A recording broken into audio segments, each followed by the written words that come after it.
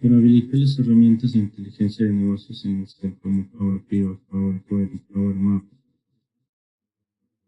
debemos ir a la opción Archivo, Opciones. En la ventana de opciones de Excel debemos elegir Complementos. Luego en la parte inferior del menú desplegable seleccionar Complementos con.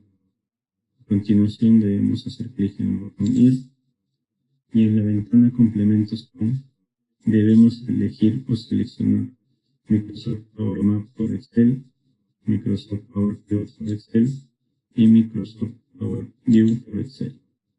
Luego hacer clic en el botón Aceptar. Como podemos visualizar, se ha habilitado el menú Power Pivot y en este menú la primera opción, Administrar, que nos va a visualizar la ventana de Power Pivot.